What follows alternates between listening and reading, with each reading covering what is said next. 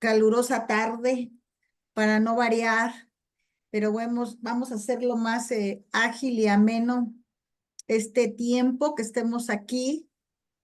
Con esto, en esta tarde terminamos lo que son los recursos, de acuerdo al Código Nacional. Ya ayer lo decíamos, pues se ha eliminado la revocación para aquellos lugares donde la teníamos, para ustedes la reconsideración, y solamente quedaron 3 recursos: la apelación, la reposición y la queja.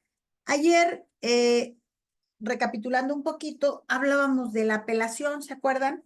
De la apelación adhesiva, y veíamos los casos en que podría adherirse el contrario del apelante al recurso de apelación, y aquellos otros situaciones en los que era conveniente apelar, ¿verdad? Porque, vamos a decirlo así, la apelación adhesiva sigue la suerte de la apelación, y entonces pues habrá que considerar la conveniencia o no de interponer el recurso, porque sabemos que a veces pues ambas partes no son conformes con las determinaciones judiciales y cabría la posibilidad entonces de una doble apelación. Vamos entonces, nos quedamos el día de ayer, yo creo que ahí ya lo estamos viendo. Nos quedamos en la legitimación para apelar, y se acuerdan que también comentamos algo en relación con ello. ¿Qué sucede cuando se obtiene la calidad de vencedor? Pues no se tiene legitimación para apelar, no se tiene el derecho para interponer el recurso, pero hay ocasiones, lo comentábamos también ya casi al final de la sesión, que se va por, se busca obtener dentro de aquellas demandas o en aquellos juicios determinadas prestaciones, y quizás la resolución no se acoge a todas esas prestaciones y quedan algunas que pueden ser materia de recurso. Por eso el 914, que ya consideramos la legitimación para apelar a las partes cuando se recibe agravio, claro es que si sale vencedora, pues no se le irroga ningún agravio.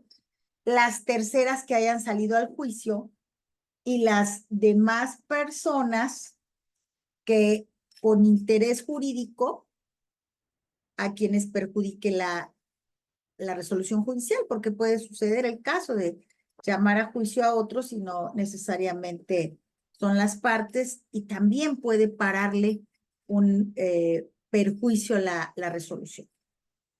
¿Quiénes no pueden apelar? Pues la persona que obtuvo todo lo que pidió, pero la parte vencedora, decíamos, que no obtuvo todo lo que pidió.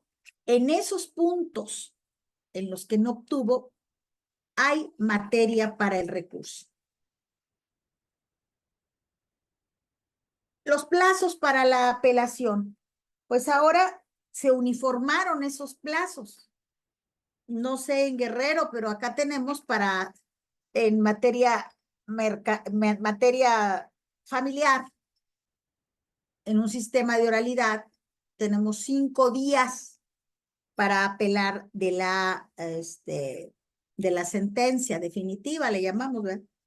Que yo podría decir que no es definitiva hasta que cause ejecutoria, pero bueno, vamos a hablar de definitiva como aquella que resuelve el fondo del asunto. Y entonces, ahora nuestro código nos habla de 9 días si son sentencias definitivas, lo vuelve a decir, y 5 en contra de las demás resoluciones. Esto ya, alguien levantó su mano. La maestra Rubí.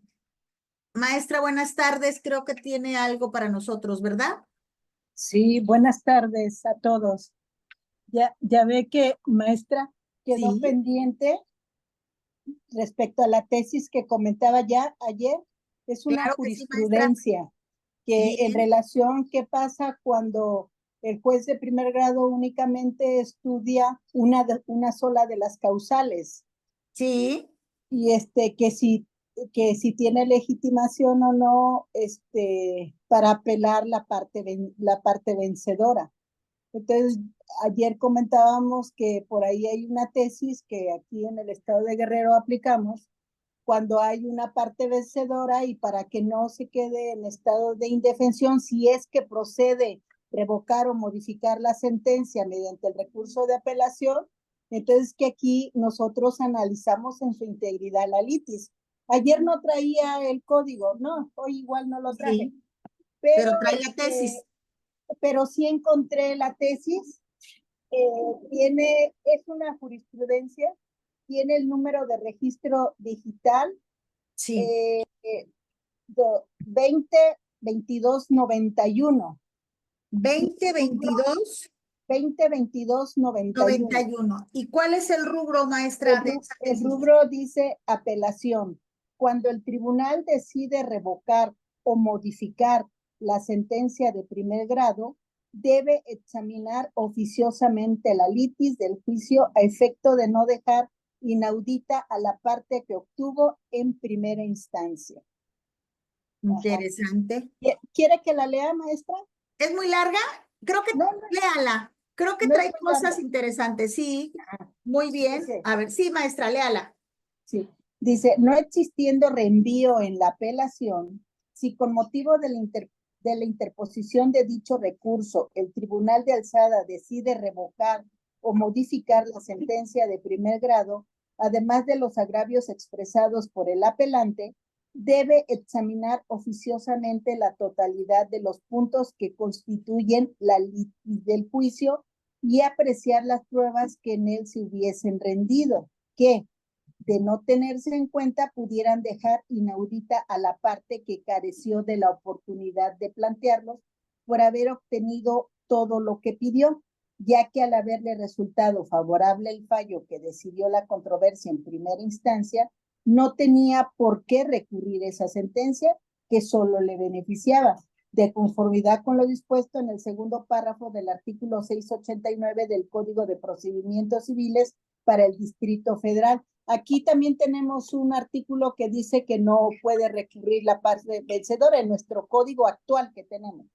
Sí, Dice, consecuentemente, si no se suple la falta de agravios de dicha parte, se transgrede la garantía de audiencia que consagra el artículo 14 constitucional. Eso es bien. lo que dice la tesis. Entonces, es jurisprudencia y nosotros nos apoyamos para analizar toda la litis si es que procede la apelación en el artículo 396. 396, Procede la modificación, ¿no? mande, Si procede la modificación. si procede la modificación o revocación con la Sí, apelación. Ajá. sí. Entonces, el 396 en su fracción tercera, hay un apartadito, nada más voy a leer el apartadito pequeño, dice, si la resolución fuere revocatoria, en este punto decidirá también el fondo de la cuestión litigiosa en su integridad, sobre todos los puntos materia de litigio. Y ya nos apoyamos en ese precepto y aplicamos la jurisprudencia que acabo de leerles. Me parece excelente, maestra, porque eso de, como lo dicen, no permite que quede en estado de indefensión la parte que venció, ¿sí? O sea, si esto va a modificar, no tenía oportunidad él de, voy a decir así, de expresar agravios. ¿Y qué pasa si eso se modifica? Entonces aquí ustedes asumen jurisdicción para Sí, analizar la apelación a la luz de la litis, considerando todo. sí, así es. Muy bien, muy bien. Muchas gracias por compartirla ya. Tomé yo nota de ese registro. Y Muy gracias, buena. No, maestra. gracias a ustedes. Gracias, maestra Rubí. Bueno, Hasta luego. ¿cuántos Sí. días tienen en el estado de Guerrero para apelar de una sentencia definitiva? ¿Cuál es el plazo? No 8 recuerdo, días, pero parece. Ajá. ¿8? sí, 8 días. ¿En 8 días para sentencia definitiva, 5 para interlocutoria y en qué 5 para, materia? ¿En qué materia? ¿En para ambas, civil y familiar. Ah, ok. Entonces, para la definitiva son 8. Sí. Ok, nosotros tenemos 5.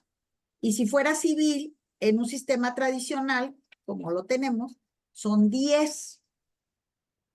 Lo mismo que para los autos. Y acá ya tenemos 9 días para sentencia definitiva y 5 para en contra de las demás resoluciones. Y bueno, no es nada novedoso como es que se cuenta este plazo. ¿Ante quién se interpone este recurso de apelación? Pues ante la propia resolución autoridad que emitió la resolución que se impugna. Y ahí es donde hablábamos de la expresión de los agravios. ¿Sí? El día de ayer algo comentamos sobre la expresión de agravios, que quisimos distinguirlo, ustedes recuerdan, cuando el legislador ahora en el Código Nacional establece como un requisito al interponer el recurso de apelación el hecho de que se precise la parte de la resolución impugnada. Y ya comentamos ayer cuáles son los beneficios de que esto así sea. Y simplemente para considerar si esa parte pudiera ser motivo de recurso. Ahora ya vamos con los agravios. Sabemos que este es un requisito, la expresión de esos agravios en contra de las resoluciones, pero fíjense aquí esto es nuevo. Al apelar la sentencia definitiva se deberán expresar agravios en contra de las resoluciones dictadas durante el procedimiento, en contra de las cuales no proceda recurso alguno. ¿Sí? No hay recurso, pero tú vas a expresar esos agravios en la resolución, pero ¿cuál es la condición? Y habrá que decirlo en la interposición del recurso, que esos agravios hayan trascendido o esas afectaciones, voy a decirlo así, hayan trascendido al fondo del asunto, ¿sí? Si lo vemos aquí, a ver, ay Dios, perdón, ya nos perdimos, perdón, perdón. Esto ya estuvo aquí, se subió mucho, ahora le bajé mucho.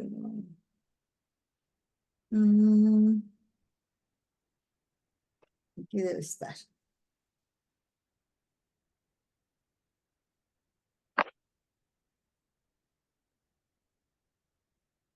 Debe entonces como requisito que en esos agravios se exprese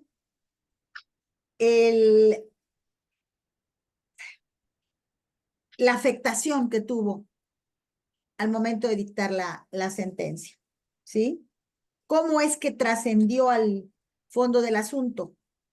Y digo, es claro que este requisito se imponga porque, pues, si no trascendió o no afectó al fondo del asunto, pues realmente resultaría irrelevante considerar esa apelación.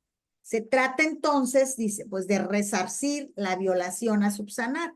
Por eso aquí esto sí es importante atenderlo, porque será un requisito cuando cuando se expresen los agravios y nos refiramos a todas esas determinaciones judiciales que causaron una afectación, en qué consistió y cómo es que trascendió al fondo del asunto.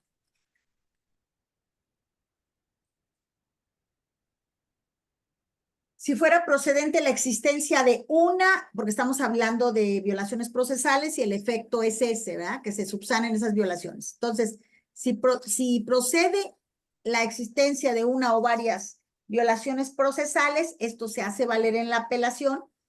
La segunda instancia declara entonces que se dieron estas violaciones y así lo declara. Se reservará la resolución del recurso en contra de la definitiva. ¿Por qué? Porque primero se va a proceder a subsanar esas violaciones procesales que se advirtieron y así se declararon bajo las mismas formalidades que el juicio de origen dice. Una vez que estas violaciones se reparan, ahora sí se cita para resolver la apelación en contra de la sentencia definitiva. ¿Sí? Creo que también con esto nos estaríamos evitando, ¿no? Más recursos. De una vez lo vemos todo.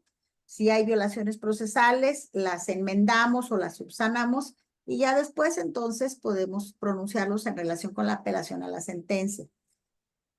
Lo anterior, salvo en tratándose de defectos en el emplazamiento. Si existe, se declara la nulidad. Se ordena la reposición del procedimiento por parte de la autoridad jurisdiccional de origen y se declara insubsistente la sentencia definitiva. Ustedes se acuerdan que ayer cuando empezamos a platicar de los medios de impugnación, decíamos, pues que hay dos formas de remediar, yo lo voy a decir, las faltas o los errores que se cometen durante los procedimientos. Y no necesariamente a veces es mediante el recurso. Aquí es mediante la nulidad. Es una forma de impugnar estas, vamos a decir, violaciones que se dieron. Y aquí concretamente vamos a hablar del emplazamiento. Sabemos que el emplazamiento pues es una actuación de suma importancia. Es el llamamiento que se hace a juicio a la parte demandada que le va a dar la oportunidad de contestar, de ofrecer pruebas, de alegar. Y entonces debemos, y siempre lo hemos sido, ¿verdad?, cuidadosos de subsanar esos defectos que se puedan advertir en el emplazamiento. Y si es necesario, pues dejar insubsistente ese emplazamiento para ordenar que se reponga. Bueno, si no son procedentes los agravios de las apelaciones en contra de las violaciones procesales, ahí sí la segunda instancia va a proceder a resolver la procedencia o no de los agravios expresados en contra de la definitiva. Y se resuelve el recurso con plenitud de jurisdicción, en caso de que no hubiere violaciones procesales. La autoridad jurisdiccional da trámite al recurso. Sabemos que hay una calificación que hace la segunda instancia en el sentido de declarar si se admite o no el recurso. De inicio habría que analizar la resolución para considerar si ese es el medio de impugnación idóneo para atacar lo que se quiere. Lo va a admitir, va a ser la calificación de grado, lo admite, en qué efecto lo admite. Ayer lo vimos, no es nada que sea novedoso para nosotros, el doble efecto que tiene en algunos casos la apelación y en otros el solo efecto devolutivo. La vista que se da con la expresión de agravios a la parte contraria del apelante para que conteste dentro de los 3 días. ¿Qué pasa si hay apelaciones en ambos efectos? Sin necesidad de declaración de rebeldía y se hayan contestado no los agravios, dentro de los 8 días va a proceder a remitir a la segunda instancia el escrito de apelación. Me parece, no sé cuánto tiempo tengan ustedes o su código, qué tiempo dispone para remitir las actuaciones a la segunda instancia. Nosotros tenemos 3 días, pero ustedes saben que eso luego complica la situación, sobre todo para el secretario, que es el encargado de hacer todo este trámite, de enviar a la segunda instancia la apelación, porque pues hay que notificar al contrario del apelante, representaciones sociales y demás. Entonces, pues a veces esos 3 días no son suficientes y ahora traemos que son 8 días. El escrito de apelación electrónico o físico del apelante y en su caso de la parte apelada, así como los autos originales digitales o físicos, incluidos los documentos exhibidos. ¿Dónde estoy? Por las partes y terceros. Ya se habla de soportes electrónicos de las audiencias, porque recordemos que al entrar a un sistema de oralidad, pues ya los registros son digitales. Y entonces tendremos que mandar, lo que hacemos es mandar lo que llamamos el código QR. Y con ese código, ya en la segunda instancia, se encargan de leerlo y ahí pueden entrar a conocer pues lo que son las audiencias, lo que haya integrado ese expediente que dentro del cual se emitió esta resolución.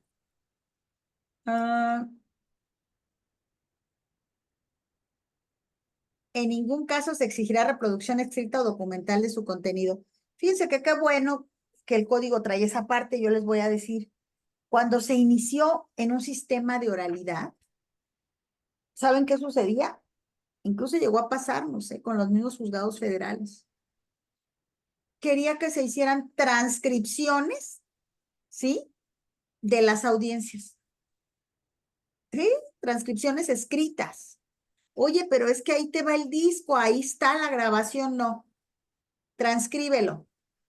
Y esto así no es. Qué bueno que aquí el artículo ya lo dice. En ningún caso se exigirá reproducción escrita o documental de su contenido. No, por eso ahí vamos a los archivos electrónicos, los vamos a enviar. No es necesario hacer ninguna transcripción, pero en un inicio no va a faltar quien requiera esa transcripción de lo que se dio en esos registros para que obre de manera escrita. Con esto no creo que tenga ya ningún problema. ¿Por qué? Porque aquí lo dice ya claramente. No se puede exigir que se haga esa reproducción escrita o documental de su contenido. Aparte, recordemos algo interesante, que en las audiencias de juicios orales, además de tener la grabación de las audiencias, se levanta un acta de contenido mínimo, le llamamos. Esa acta está hecha en un formatito que ya ustedes irán, como les dijera yo, diseñando. Eso se le deja a la cuestión de la gestión, al secretario de gestión, porque en todo juzgado de oralidad tiene que haber un secretario de gestión y un secretario de acuerdos. Pero ¿qué pasa? Bueno, es un formatito muy sencillo, donde de inicio, hagan de cuenta que fuera una ficha, pero en la hoja de actuaciones, donde nos indica el número de expediente, el tipo de audiencia. Es un formato, es como un esqueleto. Y la persona que apoya al juez como auxiliar de audiencia va llenando todo eso. En la misma audiencia, si le es posible, lo va llenando. Y entonces, ¿qué sucede? Espérenme tantito, ¿eh? Me dan un segundo, solo un segundo, permítanme. Uno.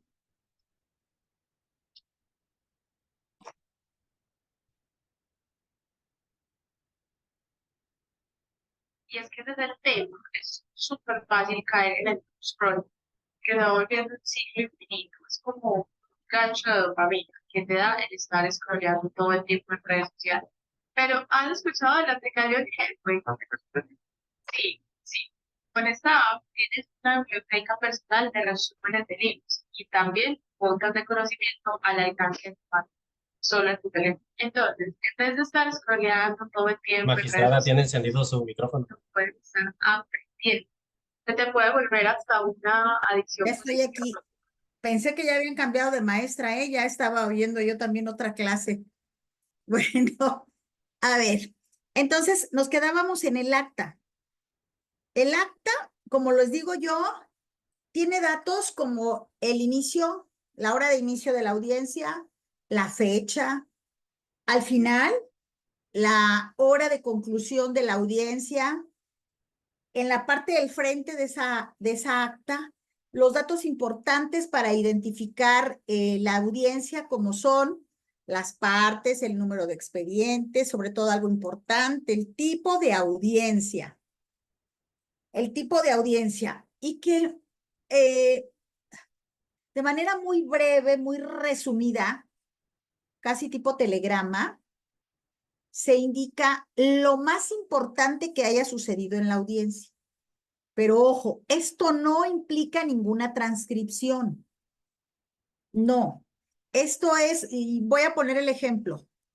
Si empezáramos una audiencia, podría indicarse, se da protocolo de audiencia, se da cuenta a la juez o al juez de, de que son presentes las partes, que ya se identificaron, vamos a decirlo así. ¿Qué más? La juez abre la audiencia. Fíjense, es una cosa súper sencilla, ¿eh? Ojo, no se hace ninguna transcripción de nada. Eso solamente sirve como, yo lo digo así, como una guía. Por eso creo que el hacer actas en un sistema de juicios orales es súper importante. Emplear tiempo en capacitar y enseñar a la persona que va a auxiliar al juez cómo hacer el acta, porque de eso va a depender grandemente que el juez pueda dar inicio a la siguiente audiencia en la etapa que corresponde, si fue alguna que se suspendió, y entonces a la hora de reanudar en una fecha diferente la audiencia, cómo saber de inicio por qué se suspendió, cuál fue la causa de suspensión. ¿Sí? Porque no se trata de indicar solamente. Y el juez suspende la audiencia, pero la suspende ¿por qué? Si ya hemos dicho que las audiencias de juicios orales no se suspende a menos que haya causa de absoluta necesidad, ¿por qué el juez va a suspender? Hay casos en que se suspende una prueba confesional que no van las partes o no va el absolvente y la ley da la posibilidad de justificar dentro del día siguiente la inasistencia, pues mientras ese día siguiente se da, día siguiente a la audiencia, se suspende, pero hay que decir, la juez se suspende la audiencia ante la incomparecencia del demandado para la confesional. Se me ocurre algo muy sencillito. Incluso ni siquiera se dan fundamentos, nada. Es algo súper sencillo porque es un acta de contenido mínimo, pero que es bien importante aprender a hacer. De mí se acuerdan cuando estén en este sistema. Si no se hace un acta correctamente, híjole, esto es de veras un martirio. ¿Por qué? Porque entonces, ya sea el juez, y me inclino a pensar que sería él, tendría la necesidad de volver a escuchar esa audiencia, porque no se le entendió al acta, porque ahí no está bien hecho, no viene todo, no vienen requerimientos que se hicieron en la audiencia, y entonces es súper importante. ¿Y por qué lo toco este punto en este tema de la apelación cuando hablamos de que no se exija reproducción escrita o documental de su contenido? Porque si el acta está bien hecha, créanmelo, con independencia de que se tenga la posibilidad y el deber de reproducir el acta de la audiencia para saber qué sucedió, tan solo con lo que se lea en la audiencia a veces es suficiente para saber qué pasó. Se me ocurre una audiencia de desahogo de pruebas, se procede al desahogo de la prueba testimonial ofrecida por la parte actora.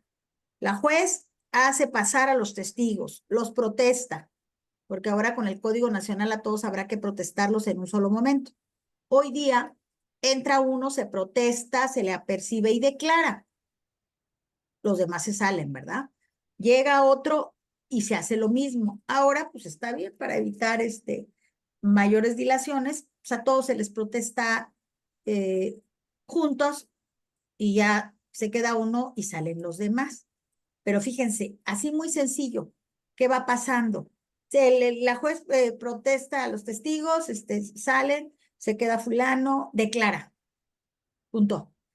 Ahí hablemos de que en las testimoniales, y voy a referirme a ellas, es un caso muy concreto, en ese derecho a contradecir puede haber objeciones. Y entonces no habrá necesidad incluso de que en el acta se diga, y la parte X objeta la pregunta X por esto, por lo otro. No, no. No, quizás sea suficiente nada más. La parte contraria del frente de la prueba hace objeciones a las preguntas, punto. Y no se dijo ni cuál, ni cómo se resolvió. No, para eso está la audiencia. Pero entonces fíjense cómo sí es súper importante saber elaborar un acta. Y aquí esto me lleva a reiterárselos porque, pues, si no podemos exigir que se reproduzca escrita o que haya reproducción escrita o documental de su contenido, pues lo menos que podemos pedir es que aquella acta esté bien hecha para por lo menos entenderla. Ya si dice, bueno, el testigo declara, bueno, pero ya sé quién fue quien declaró. Ah, no vinieron tales o cuales testigos. La juez declaró desierta la testimonial a cargo de tales o cuales personas.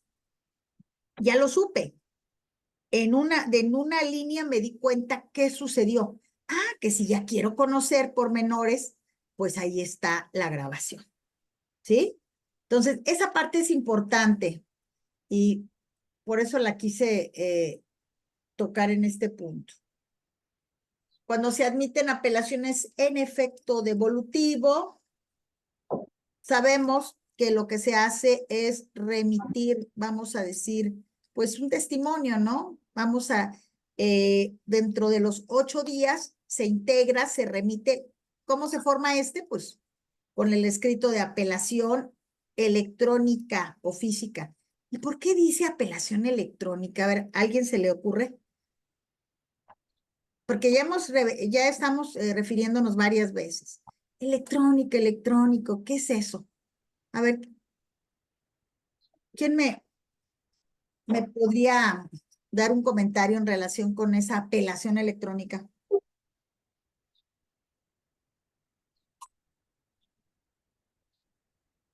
Yo, maestra, A ver, maestra. vengo en camino, ¿eh? Claro. Mire, como ya los procedimientos se prevén que sean en línea o a instancia de parte, a petición de parte o presencial, yo digo que por eso es por la vía electrónica. Así es. Porque ahora se puede promover o presentar escritos en línea. Y fíjense, mucho cuidado con esto, porque, por ejemplo, ¿qué sucede? Y eso va a suceder aquí también. Para que no se nos vaya el término, podemos presentar la apelación de manera electrónica. ¿Sí? Ya. Pero a lo mejor esa apelación, y seguramente no va a llevar traslados. Y a lo mejor, es obvio que los traslados no van a ir ahí en la apelación. En la apelación electrónica solamente va a ser el escrito mediante el que se interpone el recurso. Pero entonces ahí, cuando se da cuenta con esa apelación electrónica, pues habrá que hacer los requerimientos del caso para los traslados que nos falten. Pero no será motivo para desechar. No, te requiero, preséntame los traslados. Pero ya por lo pronto, la persona interpone el recurso. El plazo no le vence. Y esto es bien importante. Entonces, por eso efectivamente se habla de apelación electrónica, porque puede ser de manera electrónica o en línea, como lo dice la maestra, o puede ser de manera física que lleve el escrito con el cual se interpone el recurso a la Secretaría del Tribunal. Testimonio físico o electrónico, ya vimos por qué, del primer testimonio de apelación, debiendo dejar en el expediente original copia certificada de los escritos de apelación y de su contestación si lo hubiera. Porque lo que vamos a formar es un testimonio, ¿no?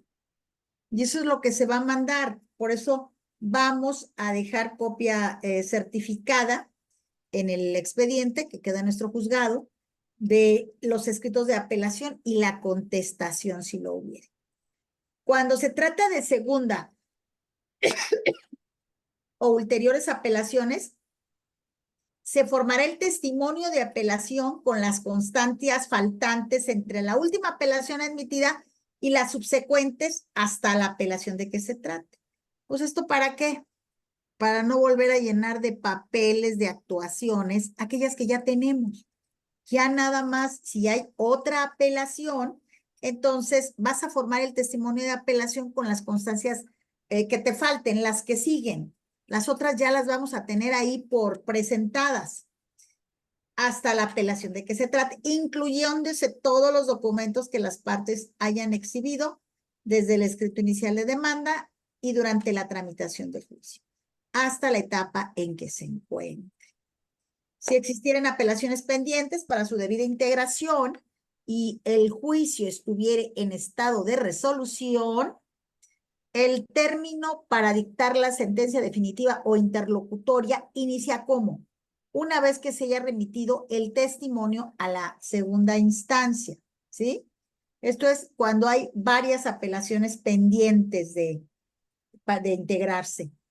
Esto es algo nuevo, esto vamos a empezar a trabajar con él. Nosotros estamos acostumbrados que en la interposición del recurso, cuando estamos hablando de los recursos en efecto devolutivo, pues el apelante interpone el recurso, expresa los agravios, se le corre traslado al otro. Perdón, se señalan constancias, ¿sí se fijan? Como que estas cosas van siendo solución a lo que tenemos. ¿Qué pasa? ¿Qué pasa si al interponer el recurso y hacerlo en efecto devolutivo, el apelante no señala constancias para integrar el testimonio de apelación? ¿Qué sucede?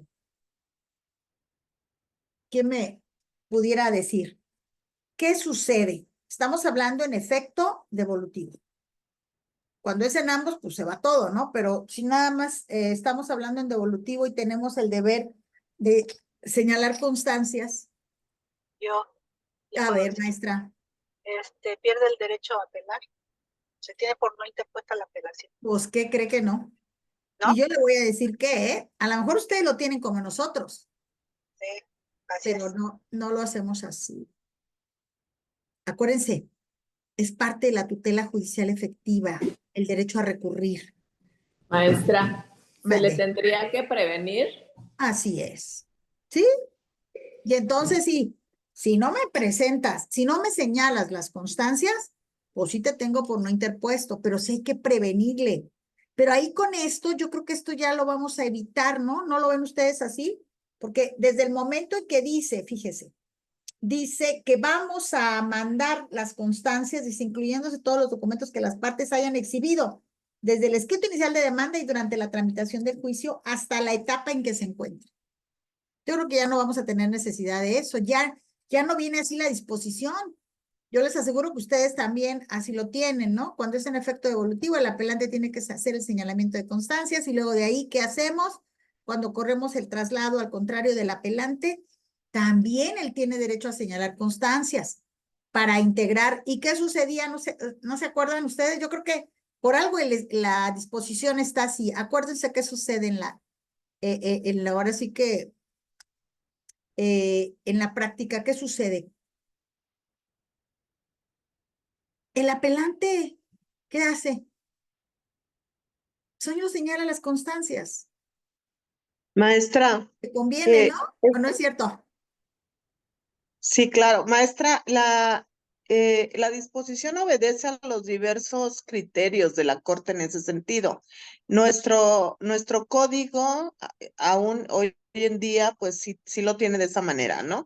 En caso de que no se señalen las constancias, se tendrá por no interpuesto, Pues, pero ya la Corte ya se ha sí. pronunciado en varias ocasiones, incluso aun cuando no desahogue la prevención. No se puede dejar de admitir un recurso precisamente por el derecho que usted mencionaba, Así es. simple y sencillamente, o por no exhibir las copias, o por no señalar las constancias. Entonces, ese criterio ya está superado. Entonces, esas disposiciones en nuestros respectivos códigos, pues ya son Se inaplicables, inaplican, ¿no? Y sí. no, Pero ahora con esto, pero fíjense, exactamente esa es a maestra, lo que voy. Ya se concluyó en esta disposición, tenía que hacerse así porque pues ya no había de otra, ¿no? no hay nadie, si no señalas es lo mismo, si señalas es lo mismo. Sí, entonces aquí nada más, pues es por parte del Tribunal de Primera Instancia, ¿qué hay que hacer? Pues mandar todo, ¿sí? Entonces, me parece que esto viene también a solucionar esta situación que teníamos, porque incluso, yo no sé si a ustedes les pasaba, cuando para la apelación en efecto devolutivo, el apelante, teniendo el deber de señalar constancias, lo hacía, ¿qué era lo que hacía? Señalaba todas. Y no sé si los que están en segunda instancia me pueden regalar un comentario, por favor. Yo me acuerdo hace muchísimos años que yo estuve en la segunda instancia, llegaban aquellos tomos y tomos de copias que integraban testimonios de apelación y resulta, claro, porque no los pagaba el apelante, ¿se acuerdan?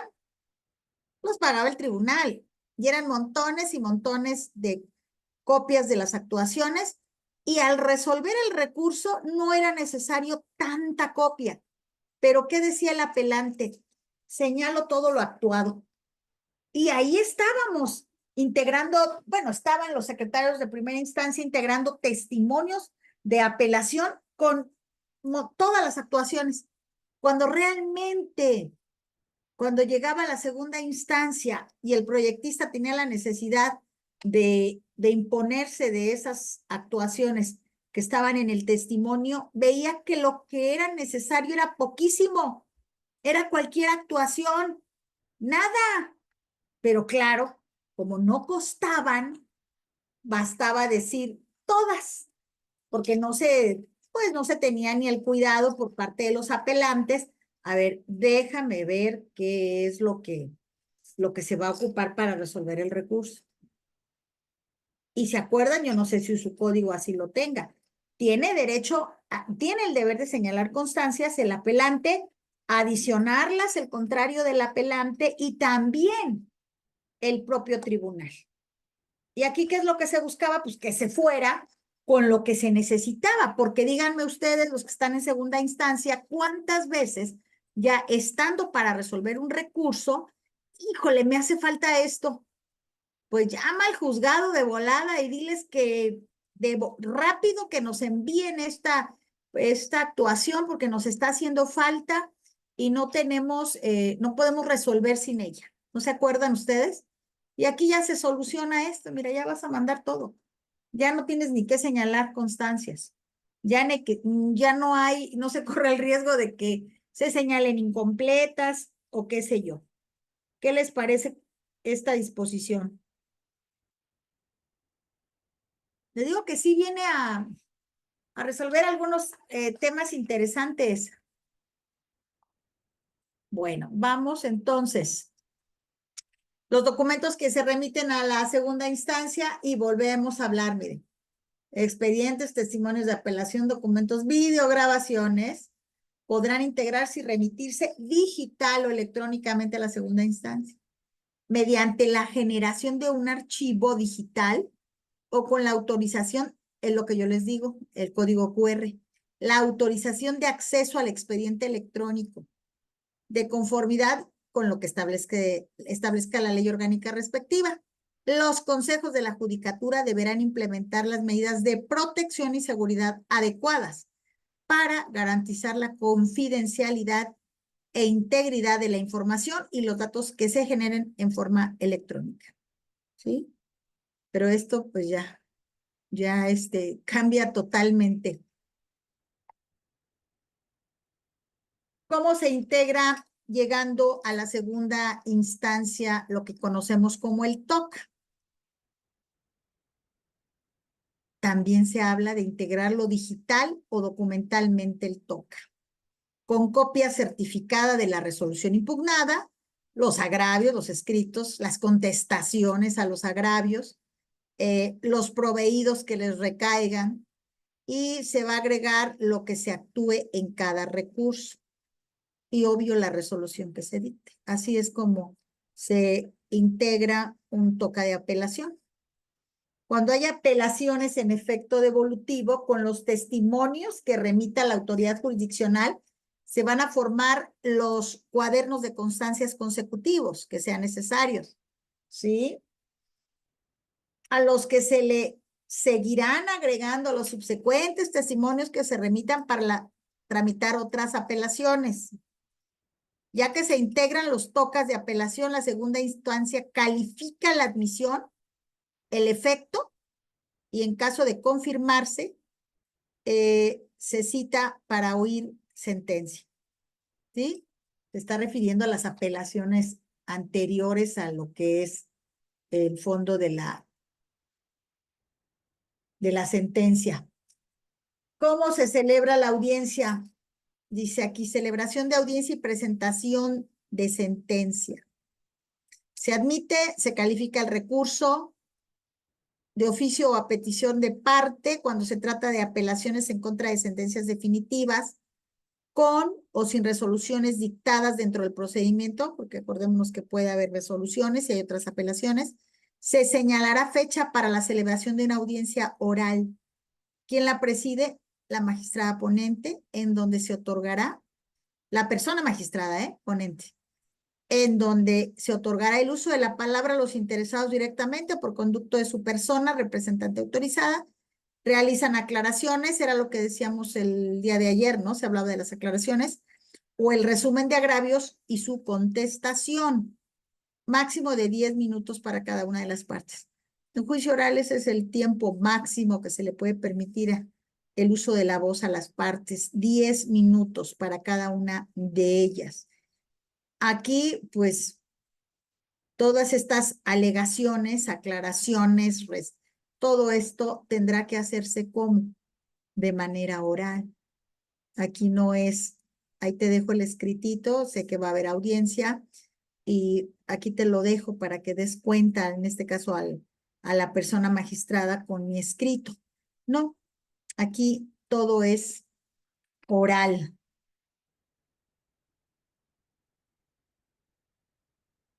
Se cita a las partes a oír sentencia. Una vez que se firma electrónica o físicamente la resolución, por unanimidad o mayoría de votos, dentro de los 3 días siguientes se va a señalar fecha para la celebración de una audiencia oral, en donde la persona magistrada ponente va a explicar brevemente, de manera clara y precisa, con un lenguaje cotidiano. Yo creo que esto se quiere referir a la sencillez, ¿no? Que todos lo puedan entender. La resolución definitiva dictada y hecho lo cual va a entregar a las partes comparecientes una copia simple de la misma. Ahí quedan notificadas de esa sentencia. Y se ordena en ese momento publicar por el medio de comunicación procesal oficial. Cambia mucho todo esto, ¿no? ¿Qué pasa si no comparecen las partes? Bueno, aquí se exime la obligación de explicar la sentencia. Esto es como en la primera instancia. Si las partes no van, se dispensa la explicación de la sentencia porque no hay a quién explicársela. Y aquí es claro, las partes, porque pudiera haber representantes sociales y aún así no se explica. No se explica. A quien ha de explicarse es a las partes contendientes. Si no están, se libera al juez de ese deber de explicar la sentencia. Se pondrá a disposición de los contendientes copia simple de la misma, quedando notificados en ese acto de la resolución, hubiesen asistido o no a la celebración de las audiencias, ordenando entonces su publicación por medio de comunicación procesal oficial. Recuerden ustedes que en los juicios orales las notificaciones se hacen o quedan hechas en el momento de la audiencia. Vayan o no vayan las partes. ¿Sí? Esto es también algo exclusivo de los juicios orales. En los escritos hay 2 manos levantadas, pero no sé si fueron las anteriores, como que yo veo ahí. Sí, soy yo, maestra. Nada más Ay, una perdón. pregunta que hasta puede ser insignificante, ¿verdad? No, Hasta nada me es da pena preguntar. insignificante, maestro Pero Pedro. ¿por qué habla de persona magistrada ponente? ¿Qué pasaría con el magistrado? Por eso le voy a decir, eso es algo que tenemos que acostumbrarnos ya, Ya no se habla del juez o la jueza. Se habla de autoridad jurisdiccional y ahí entra todo. Acá dice persona magistrada. Ahí entra cualquier género. Persona autorizada. La persona también habla de perito. Ya habla, el Código Nacional ya es muy incluyente en ese sentido y ya de esa manera lo refiere. Y eso quiere decir, es por eso, es esa tendencia, ¿no? Ya que tiene, y como decíamos, el código viene permeado de derechos humanos. Entonces, pues, es una forma ahora de llamar. Hay que irnos acostumbrando.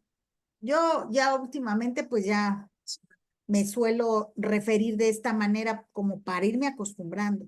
La Pero para persona irnos juzgadora. acostumbrando, maestra, no debería ser magistrada o magistrado, porque si volteamos las cosas, como está ahorita de moda el lenguaje incluyente, Sí, en donde las mujeres siempre han dicho hombres y mujeres, o sí. magistrado o magistrado, ahora ¿por qué aquí excluyen el género masculino?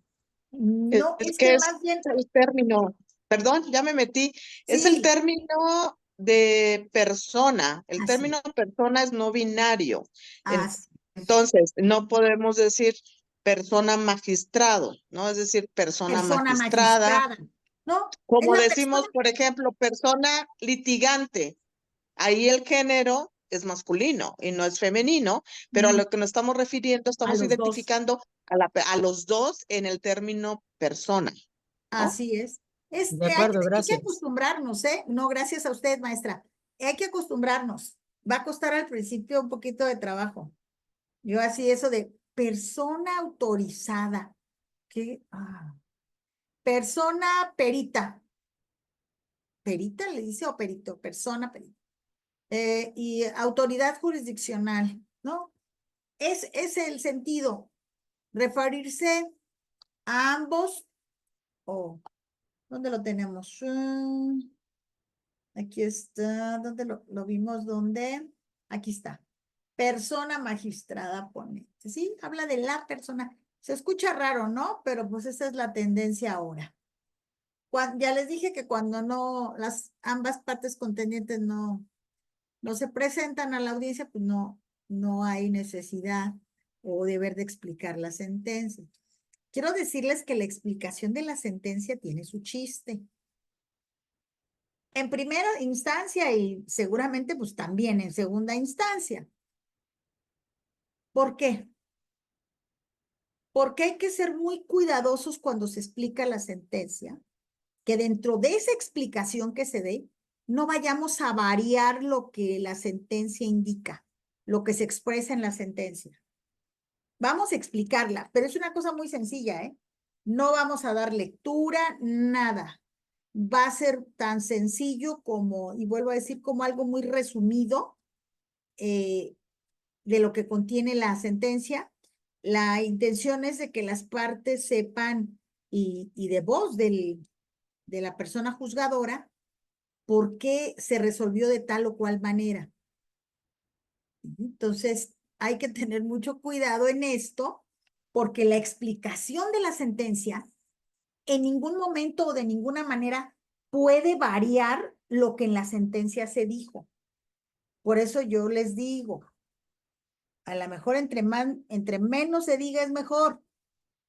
¿Sí? O sea, algo muy sencillo. Yo cuando explico sentencia, pues les explico, ay, porque pues, como se comparte pantalla con ella cuando son por videoconferencia, se les explica, miren, esta es su sentencia, le queda notificada en esta audiencia, y voy a proceder a explicarla. Miren, la parte del visto tiene, yo así le explico, tiene los datos relativos al expediente que se formó con motivo de su demanda, el nombre de las partes, miren.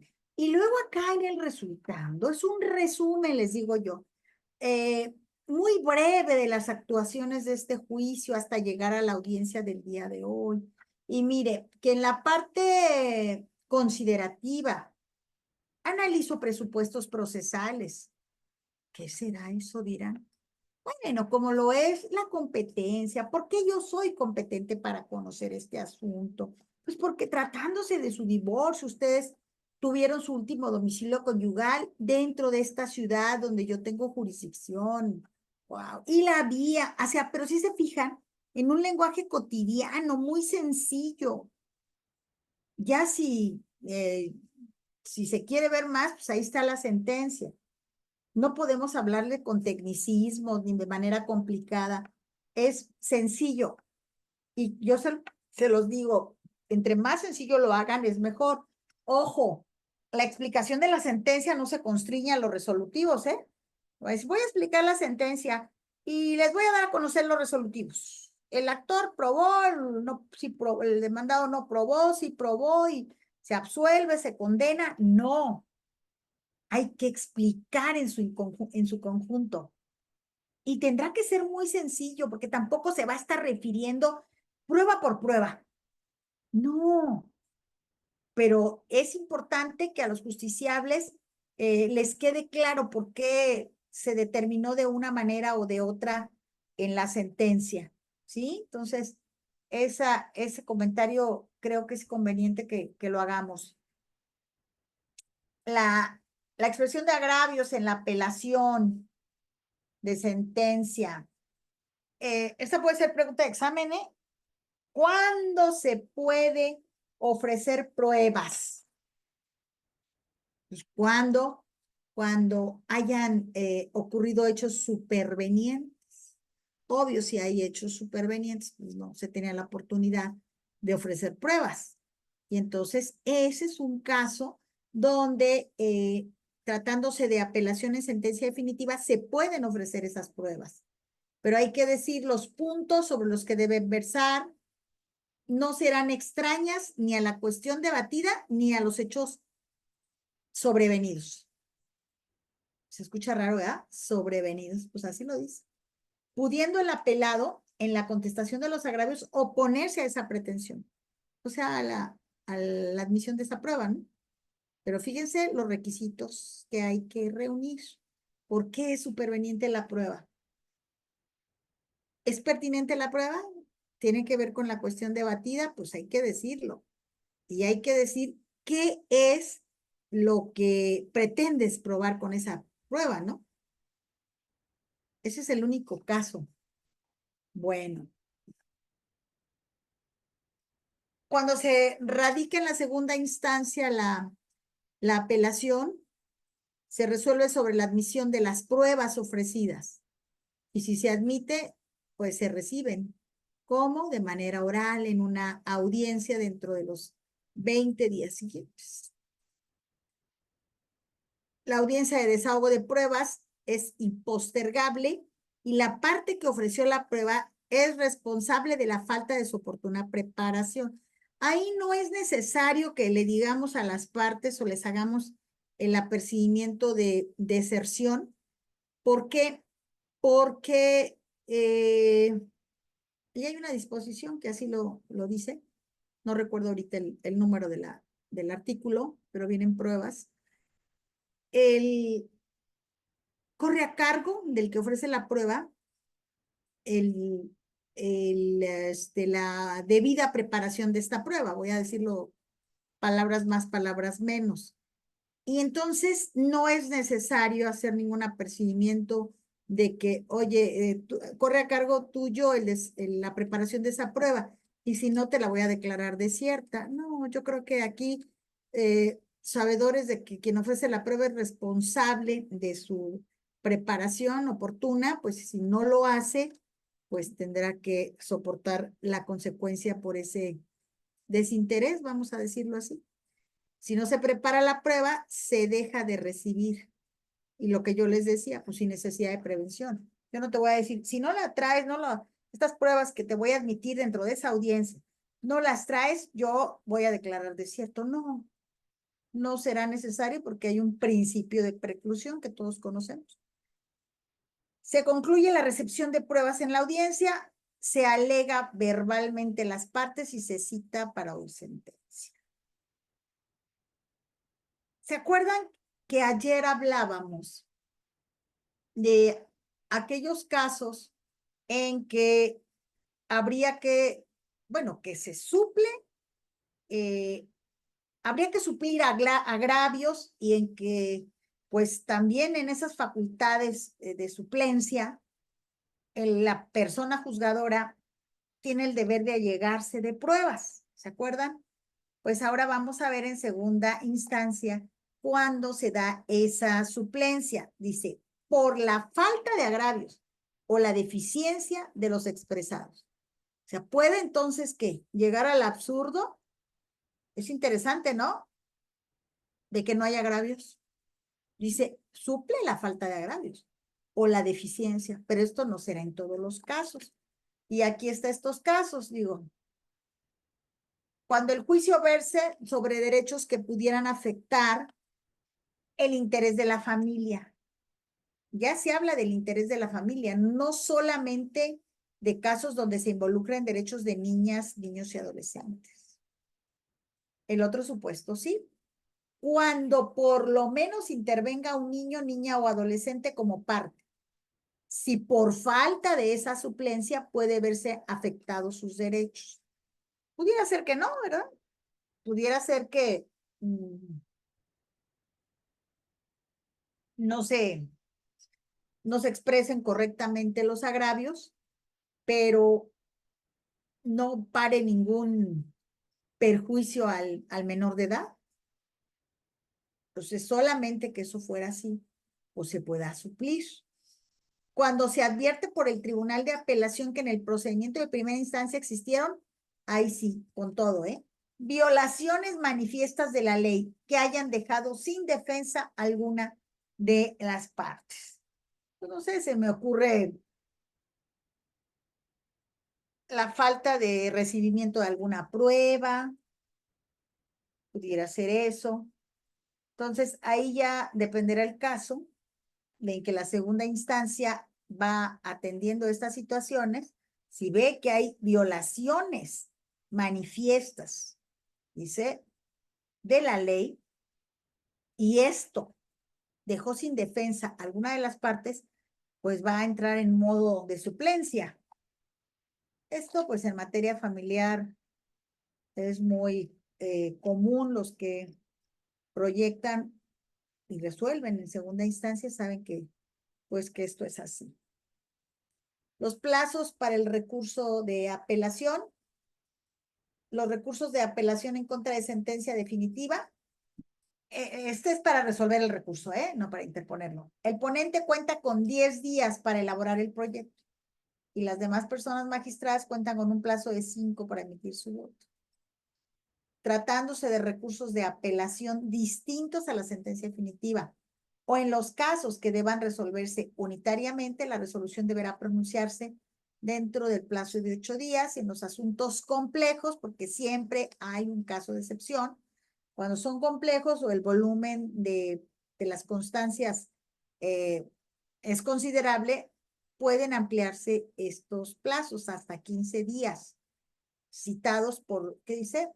Los plazos antes, dice así, podrán ampliarse los plazos antes citados 15 días. A ver, si alguien me ayuda en el 926, como que aquí no entiendo cómo está, o me equivoqué yo, o así lo dice. Déjame checarlo. Aquí yo también tengo el 926.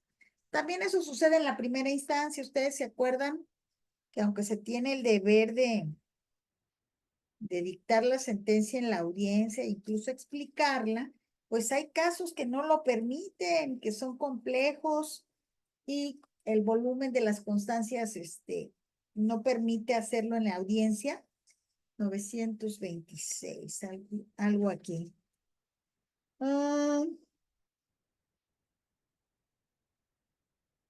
No, así lo dice. ¿Quién me ayuda a leer, a checar en el suyo? Así lo dice. 15. Maestra, ¿se refiere al último párrafo? Sí, ¿cómo Donde lo dice tiene? No, es que si hay un error ahí en la transcripción ¿Verdad porque que es sí? antes citados, 15 días más. O sea, ¿Verdad la que palabra sí? citados va antes de 15, ¿es correcto? ¿Verdad? Pero ¿usted cómo lo tiene? Igual con ese error. No, en mi código está bien, se lo leo. En A ver, aquellos dígame. asuntos complejos o por el volumen de las constancias, Gracias. podrán ampliarse los plazos antes citados por 15 días Ahí más. está. Antes citados. A ver. Por 15. Por 15 días. Días. Ajá. ¿Y se fijó lo que pasó? Que el Sí. citados por lo pusieron después de 15 en vez de Correcto. ser antes, y entonces ya eso generó la confusión. Ok, entonces 15 días. Sabemos, les decía yo que también hay el mismo plazo en primera instancia para poder dictar una sentencia, que no puede realizarse su dictado en la misma audiencia de juicio.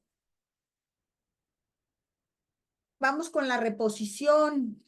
Este es un recurso exclusivo para la segunda instancia.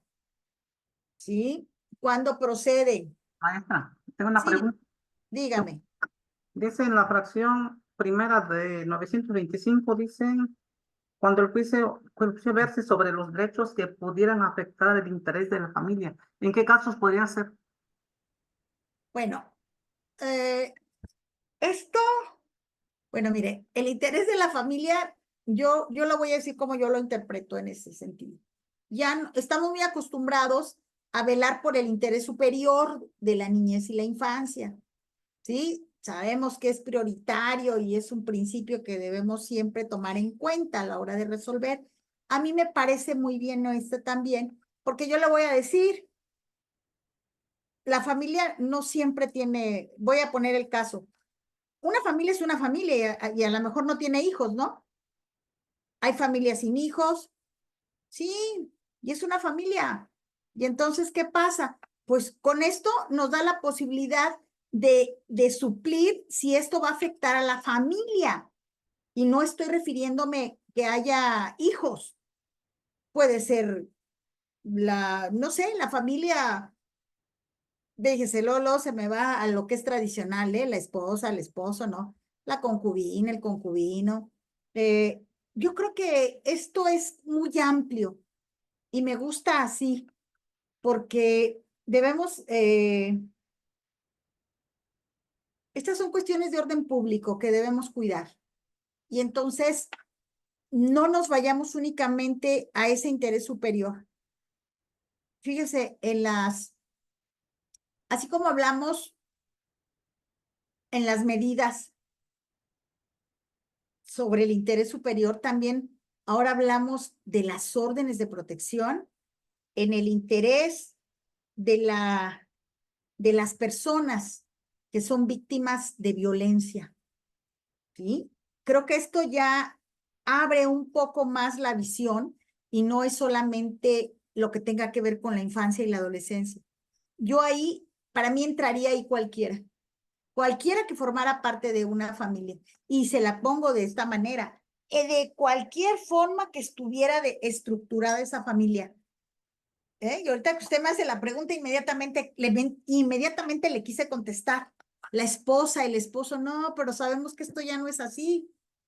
Ya la familia no se basa o tiene su estructura necesariamente en el matrimonio.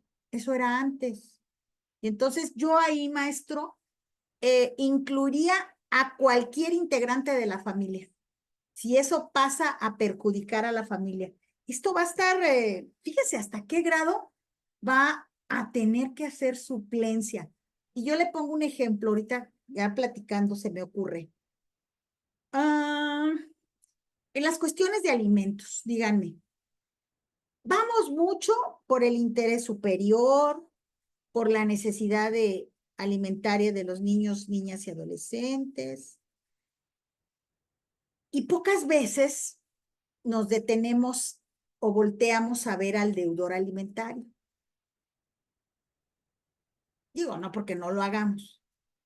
Pocas veces decimos, no, es que es menor de edad, la necesidad se presume, el derecho se demuestra, tiene derecho a alimentos y la posibilidad, si no tienes forma de demostrarla, pues puedo determinar yo pensiones hasta en salarios mínimos, ¿sí? A falta de informe de los ingresos. Pero díganme ustedes, y la Corte ya se pronunció también en relación con ello, también debemos cuidar a los deudores alimentarios, ¿sí? ¿Por qué? Porque si no cuidamos al deudor alimentario, ¿cómo será posible que asuma o cumpla la obligación alimentaria que tiene con sus acreedores?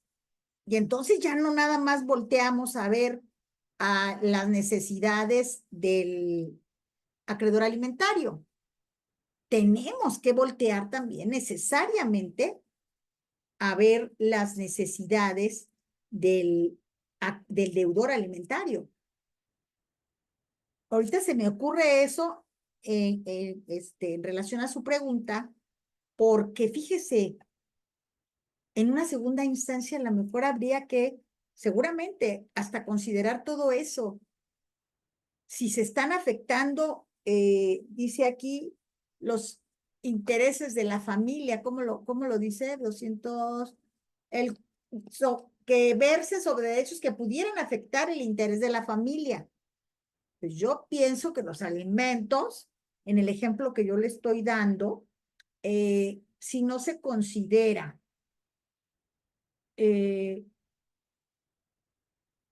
al deudor, pudiera afectarse el interés de la familia.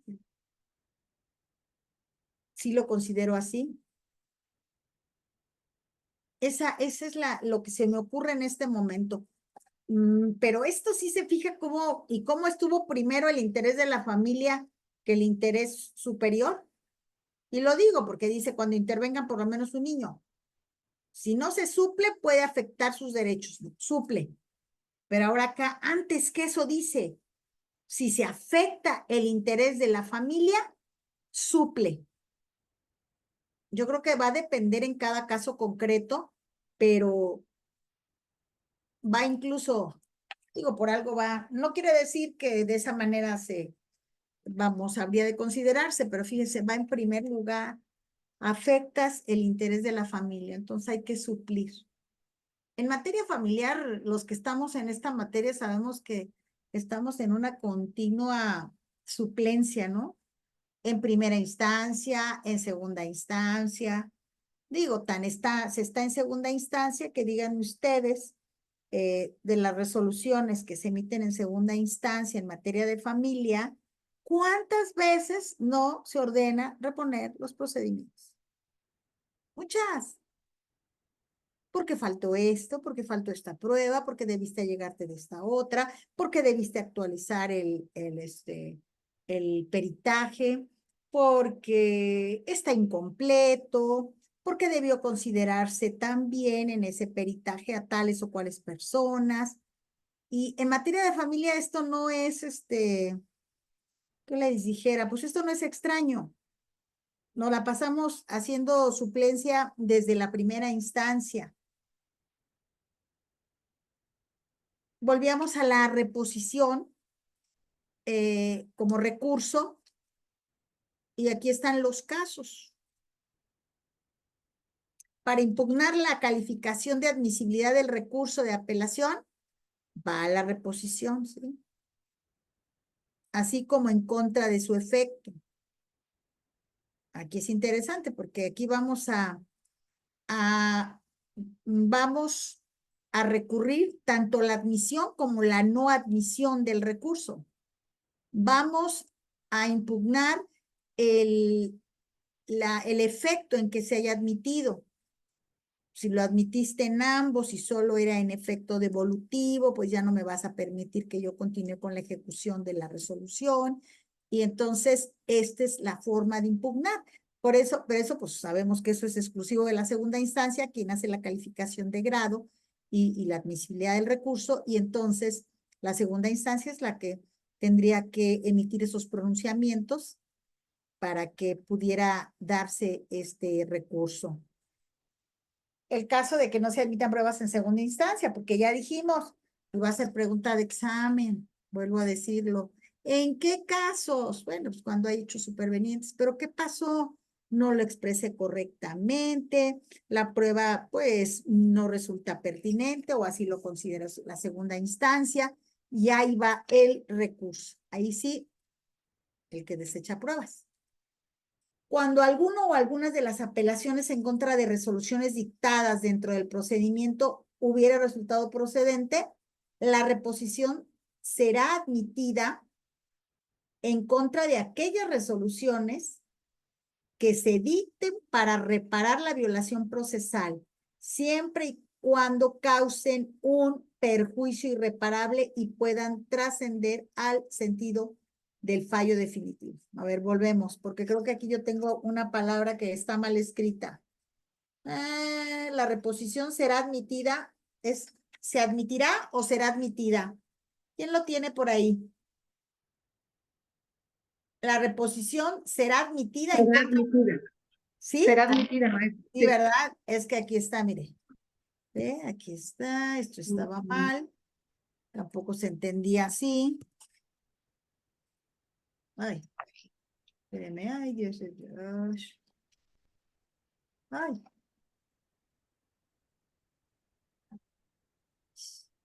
¿Qué pasa aquí?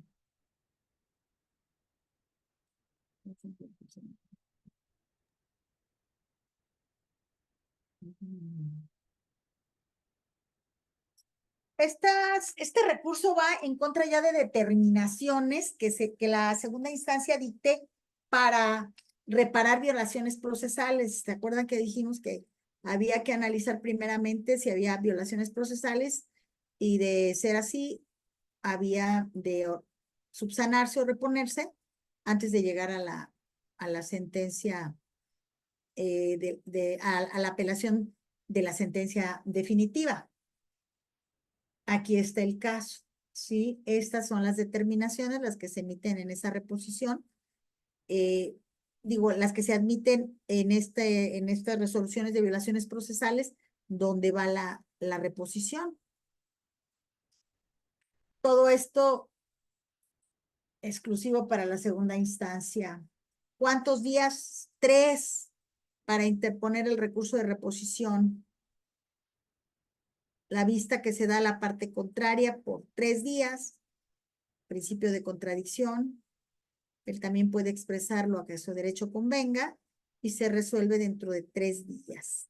Y esta resolución, pues no admite ningún recurso. Y es claro, ¿verdad? Porque en contra de la resolución que se emite en un recurso, pues no cabe recurso. El último de los recursos, la queja. Y es claro, la disposición, los supuestos o los casos en que la queja procede. Cuando se niegue la admisión de la apelación o adición a esta. Y yo no sé si ustedes lo tengan. En Guerrero hay el recurso de denegada apelación. Digo, porque este es ahora el recurso que se interpone en contra del desechamiento de una apelación. Es el recurso de queja. Lo tenemos contemplado como queja contra la denegada apelación. ¿Contra la denegada o contra la apelación? Ah, Contra perdón. la denegada Sí, apelación. ahí está. Entonces ahí Sí. está. Ahí está el Código Nacional, recoge lo que su código contiene. Nosotros todavía tenemos denegada apelación. Y aquí dice, es queja contra la resolución que niegue la admisión de la apelación, que es lo que usted dice, la denegada apelación, o adhesión a esta. En contra de la resolución que se emita para fijar el monto de la fianza en tratándose de apelaciones en efecto devolutivo. Porque ustedes saben que estuvimos viendo que también en este tipo de apelaciones hay que, se fijan cauciones, ¿sí? Y entonces ese monto a veces las partes o la persona que ha de otorgarlo, a quien se le fija, no está de acuerdo y también esta es una forma de recurrir esa resolución. Y ya, pues en los demás casos que este Código Nacional fije, ya será uno por uno. ¿Cuándo se interpone el recurso? Pues se interpone ante la misma autoridad jurisdiccional de primera instancia. Fue ella la que desechó la apelación. 3 días. Se cuenta igual. Surte efectos la notificación del proveído. Siguientes a que surte efectos la notificación del proveído que se recurre y se expresan motivos de inconformidad. Ya aquí no lo llama agravios. Quizás esto nos indique que deba ser algo incluso hasta más sencillo. Ni siquiera con la formalidad de un agravio, nada más pues inconfórmate y di por qué. ¿por qué sí se te debió de admitir? Yo creo que eso es una cosa muy sencilla, ¿no? El código establece los casos en que se admite el recurso de apelación. Y si por alguna razón la autoridad de primera instancia considera que no procede ese recurso, pues no creo que tenga mayor complejidad inconformarse con ese desechamiento basándolo en la disposición que permite la apelación en contra de esa resolución. El informe que se debe emitir dentro de los 5 días siguientes a que se tenga por interpuesto el recurso. ¿Quién informa esto? Pues la autoridad jurisdiccional, y volvemos a lo mismo, ¿ven? No habla del juez ni la jueza, dice, la autoridad jurisdiccional de primera instancia remitirá a la segunda instancia el informe que justifique su resolución. Acompañan en su caso constancias procesales respectivas. Bueno. ¿Cuándo se resuelve este recurso? Pues dentro de los 8 días siguientes a que se reciben las constancias, ya que está el informe de la autoridad jurisdiccional en relación con ese acto que emitió, pues se tienen 8 días y se dicta el fallo. Digo, pues esto viene en algunos códigos, como es el de mi estado, a suprimir o a sustituir el recurso de denegada apelación. ¿Cómo ven ustedes eso? Oye, oigan, a propósito, ¿cuántos recursos tienen ustedes en Guerrero? Apelación. Reposición, reconsideración. Consideración y queja. Queja. Queja. Pues nada más le cambiamos el nombre, ¿no? Ya no será, bueno, es que ustedes tienen reconsideración como lo que tenemos nosotros de revocación. Ese ya no. Nos quedamos con la queja, hablando de Y la la primera apelación. instancia. ¿Y la apelación? Ya no tendremos ni revocación nosotros, ni reconsideración ustedes, ¿será? Bueno. Hasta aquí yo he agotado lo que tiene que ver con recursos. La verdad, los recursos pues son, la verdad, muy limitados, porque yo les decía a ustedes que en este sistema de juicio de audiencias, lo que es los juicios orales, es una característica, voy a decirlo, la limitación que se hace de los recursos. Y eso hace y permite que los procedimientos sean celeros, sean ágiles, ¿no es así? Es esa la intención de de esta limitación a los recursos. Pero lo decíamos, siempre tendrá que haber un recurso, no voy a hablar de un medio de impugnación, porque pues para eso también tenemos el amparo, ¿no? Vamos a hablar, siempre habla que tenerse un recurso sencillo, eficaz, rápido para estas determinaciones, para recurrir a estas determinaciones. Hoy día, los recursos con los que se tienen para determinaciones que se dictan en audiencias de juicio, porque ahí se dictan determinaciones y ahí surge el derecho a recurrir o inconformarse con estas determinaciones. No son más que 2, la apelación y la revocación. Y son clarísimos los casos donde procede una y donde procede la otra. Me estoy refiriendo a las determinaciones que se impugnan en audiencia. ¿Sí? El principio de preclusión. Si ahí estoy emitiendo la resolución, ahí la tienes que recurrir. Hay ocasiones en que si se contempla la interposición la procedencia del recurso de apelación y es necesario expresar agravios, porque no sigue, pues, el recurso es vertical y habrá que resolver. Esto se someterá a una autoridad revisora, como es la segunda instancia, pues habrá que expresar agravios. Y te daré 3 días para que los expreses después de la audiencia, pero en la audiencia tendrás que impugnar esa resolución, porque si no, la tendré por consentida.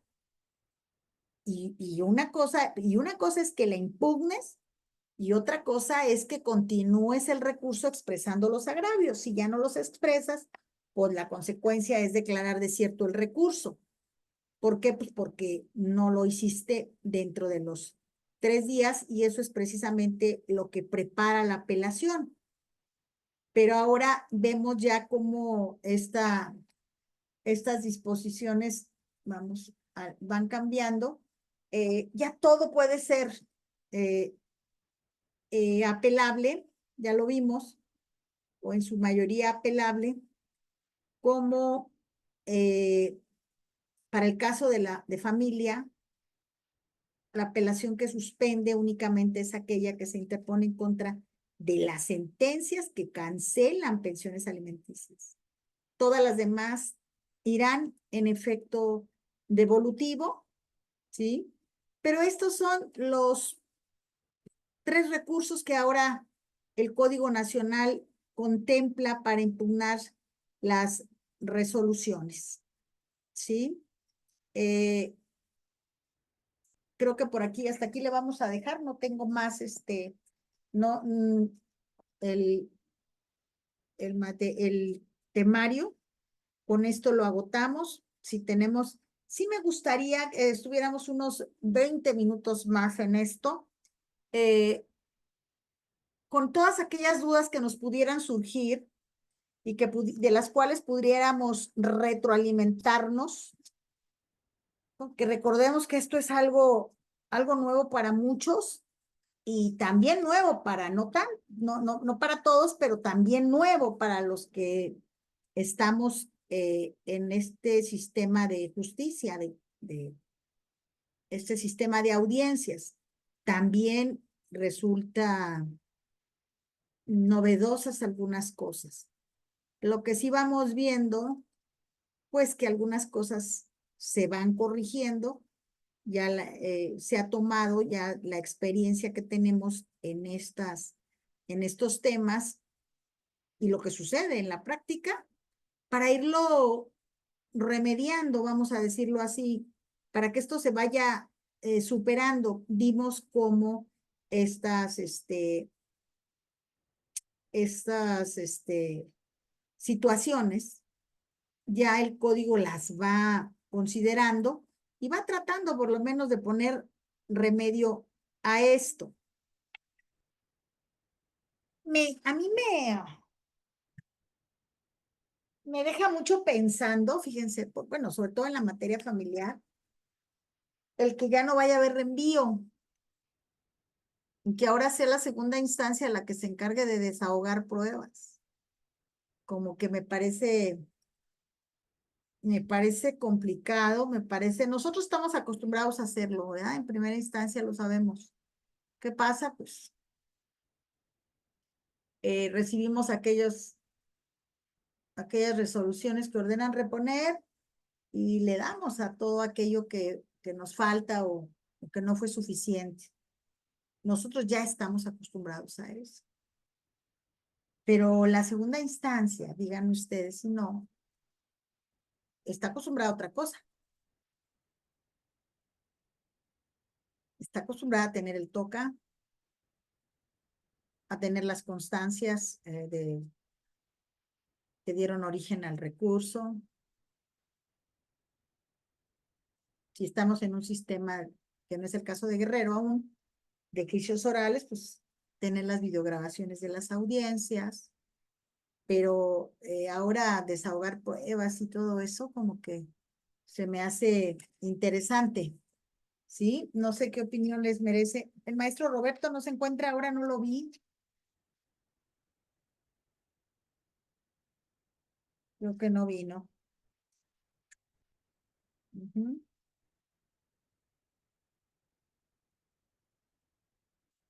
¿El maestro José se encuentra? Maestro.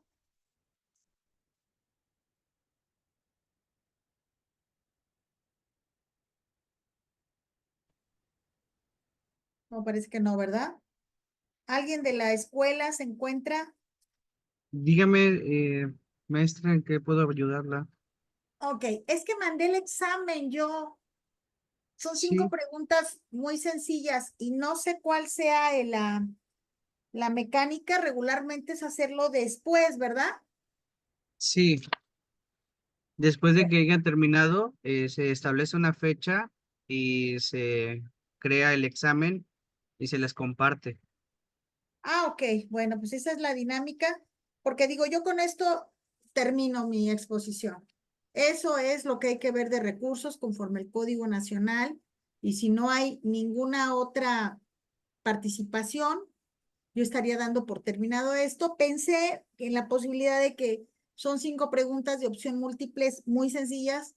Créanme que con lo que hemos compartido la tarde de ayer y hoy, sería fácil de responderlas, pero Sí. digo, el tiempo lo tendrían, pero ya la dinámica, la organización que tiene la escuela, Ya pues, activé el sonido, ya. habrá que ser respetuosos de eso. Gracias. Claro que sí, de igual también ya se encuentra aquí el maestro Moraz. Ah, Perdón, maestro José. Perdón, sí estaba, pero no sé por qué no Le podía. decía yo Ajá. al compañero que yo con esto termino, ya no hay más en cuanto a recursos. Estos son los recursos. Bien. Si no hay más comentario que hacer, yo estaría concluyendo mi sesión. Y pues si están en posición o disponibilidad de hacer el examen, pues bien, y si no, pues como ustedes regularmente lo hacen en una fecha posterior a la clase, ustedes disponen. Sí, maestra, todavía Sí. nos falta una semana más. Ah, bien.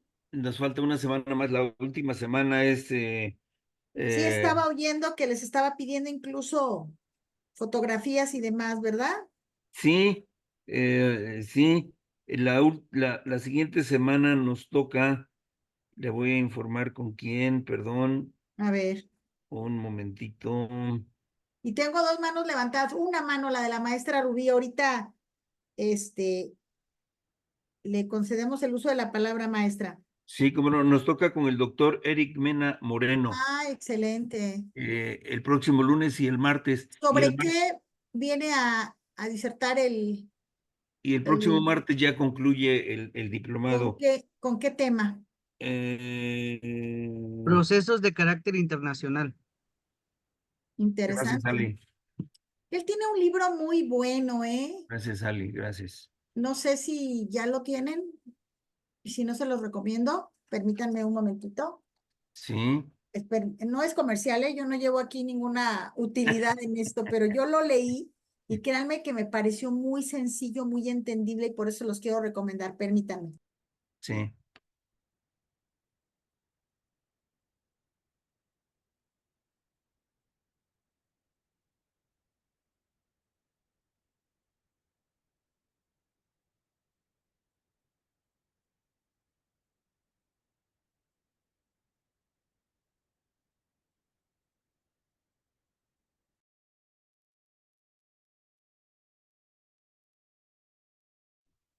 Maestro José Moras, Humberto Luna.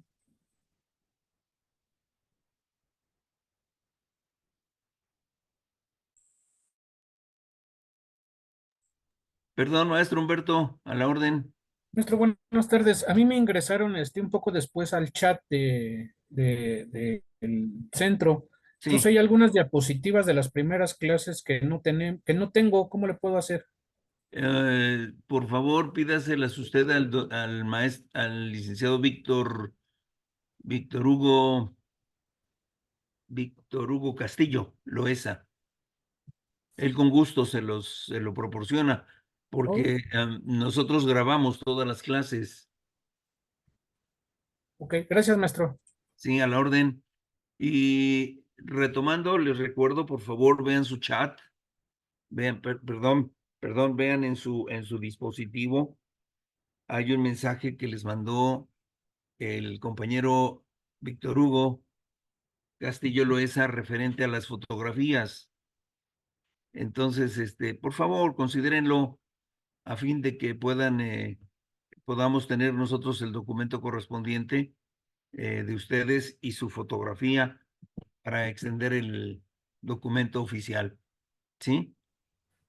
Maestro, ¿enviarán el enlace para la asistencia? Ok, gracias, ya lo estoy viendo. Sí, gracias. Bueno, no lo encontraba, ¿eh? Se los recomiendo realmente, ¿eh? Lecciones de Derecho Procesal conforme al Código Nacional de Procedimientos Civiles y Familiares del maestro Eric Mena Moreno. Aquí está. Yo lo leí, se los recomiendo, la verdad, me parece muy digerible.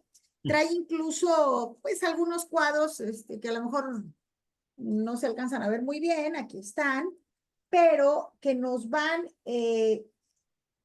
para los que somos visuales, nos va detallando muy bien toda esa estructura, todos de este código nacional. Me parece bueno, nos habla de la justicia civil, la justicia familiar, la justicia cautelar en una tercera parte. En la cuarta, pues bueno, lo que son los transitorios. Me parece interesante, se los recomiendo, es un libro muy, pues, no es grueso, es muy pequeño y es bastante entendible, ¿eh? Lo hace, lo edita el Centro de Estudios Carbonell. Quizás él se los refiera, pero yo se los recomiendo, lo leí, me gustó. Sobre todo les voy a decir por qué, porque cuando uno inicia en esta nueva aventura o en esto que es nuevo para nosotros, en este nuevo paradigma, entre más sencillo para poder entrar en materia, entre más sencillo se nos explique, es mejor. Entonces, por eso sí creo que es muy bueno ir así como metiendo el pie al agua, poquito a poco, hasta poder dar el salto o ese chapuzón, porque sí hace falta, ¿sí? Maestra Rubí. Maestra, ¿puede repetir el nombre del libro, por favor? Claro, cómo no. Lecciones, aquí lo pongo, de Derecho Procesal conforme al Código Nacional de Procedimientos Civiles y Familiares, del maestro Eric Mena Moreno. Gracias, maestra. No, gracias a usted. Les va a gustar, ¿eh? Y es así como de fácil lectura. Lo que sí les digo, pero ya una vez leyendo el contenido no les será difícil, pues los cuadros, los diagramas, si no están muy, ¿qué les dijera? La letra es muy pequeñita, pero ya leyendo el contenido o el texto del libro, entendemos estos cuadros, pero me parece bueno, verdaderamente, y sobre todo porque, díganme si no es así, ahorita hay muy poco sobre Código Nacional, ¿eh? Hay muy poco sobre la marcha, yo creo que se va ir escribiendo más al respecto, y entonces ahorita todo lo que nos caiga es buenísimo. También hay otro que yo les quiero recomendar y sí, digo, no fue mi tema, pero aquí estamos, permítanme.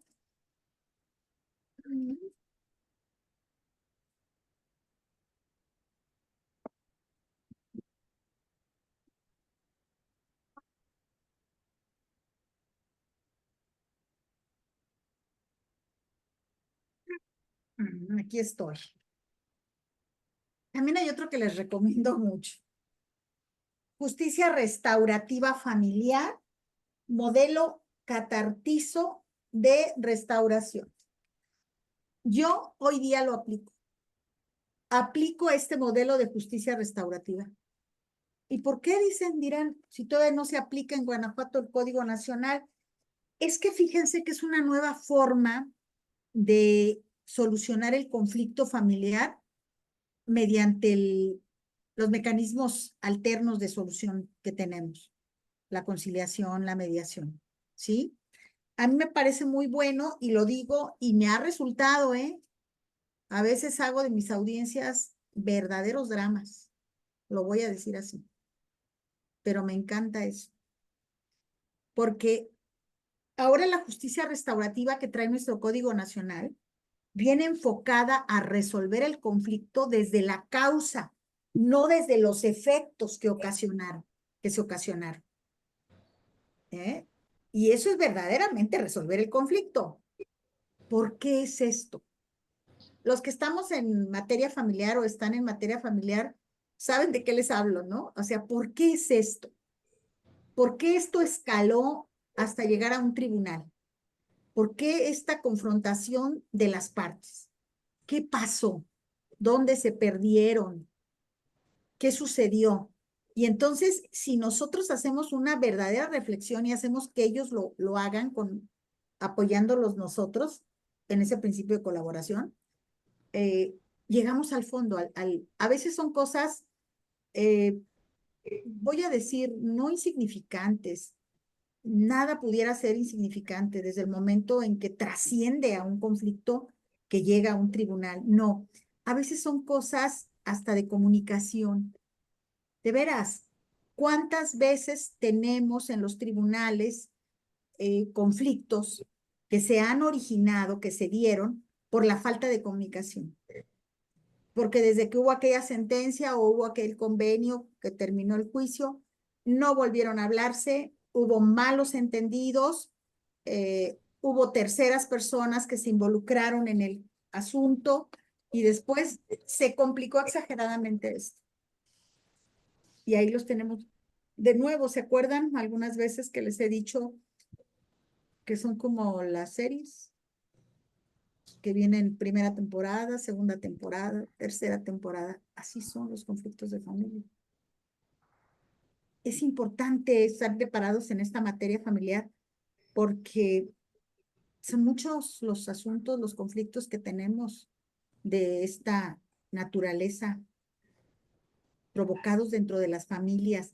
Y este libro, les digo, también es pues editado por el Centro de Estudios Carbonell. A mí me pareció también muy bueno. Ese modelo de justicia restaurativa familiar. También es así muy delgadito para que en sus ratos libres, que dirán ustedes cuáles, ¿verdad? Yo también a veces así digo, pues cuáles ratos tengo libres. Sí, quisiera tiempo para dormir. pero fíjense qué interesante porque nos va introduciendo ahora en una nueva forma de resolver los conflictos. Les digo, desde la causa. Y entonces yo me he propuesto, hagan ese ejercicio. Imagínense que hoy estarían aplicando el Código Nacional.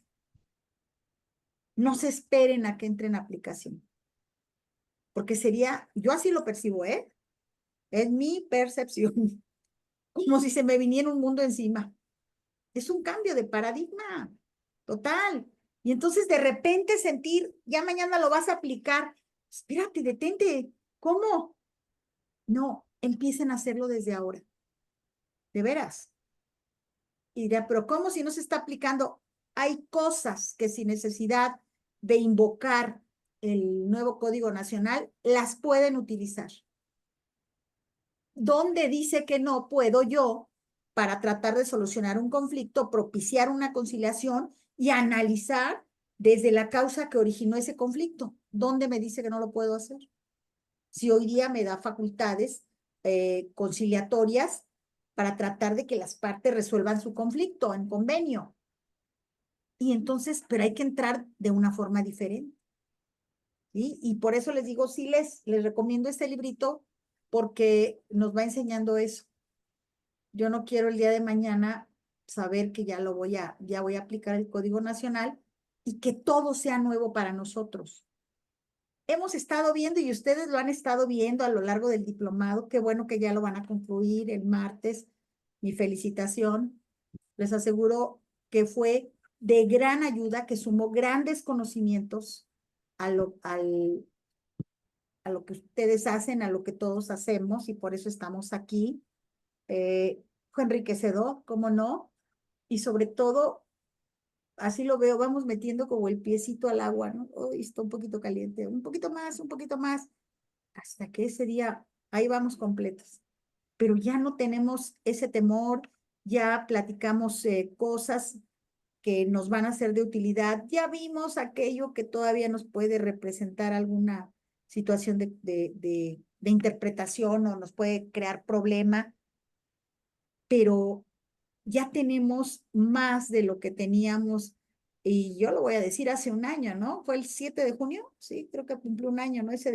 La publicación que se hizo de ese decreto el año pasado, ¿no?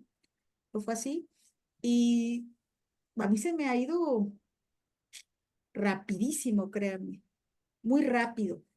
No creo yo que, pues, tardemos ni siquiera los 4 años.